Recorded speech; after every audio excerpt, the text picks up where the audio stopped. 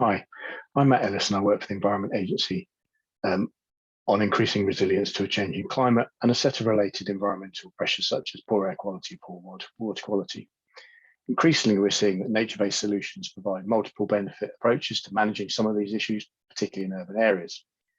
This could be through the provision of services which reduce the impact of the hazard itself. So, for example, using green space to hold back water to stop flooding, or they can act positively on other stressors, which can make an individual more vulnerable to climate and environmental hazard impacts. For example, someone who is able to be more active in the natural environment may have better physical and mental health and well-being, and therefore be more resilient to certain external impacts.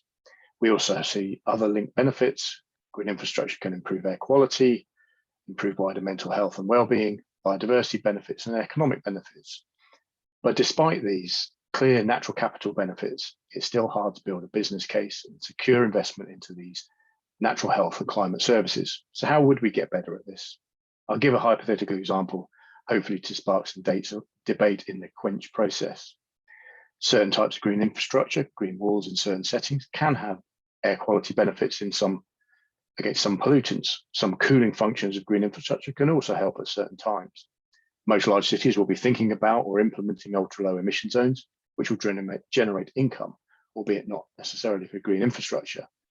These cities will also have a number of health and well-being challenges and costs, which could be improved if things like air quality or wider green space and nature connectedness were improved. Could we work with population health data, technical data on air quality, and on possible nature-based solutions and understand the investment case? Can we target interventions against health and other outcomes? Could we engage with possible funders, whether this is through grant, so for example, taking an ultra-low emission zone top slice? And how would we measure and demonstrate that value is flowing against the health or other benefits that we've identified? What other health and well-being outcomes might also accrue, such as mental health and well-being improvements, and how might we measure them?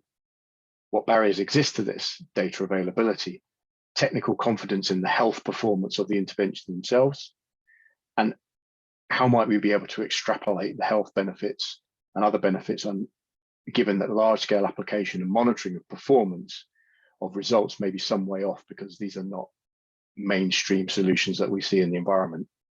In essence, could we get to a point where we could give a number of policy practitioner and funding partners confidence enough to start to develop pilots or other practical opportunities in this space? Thank you.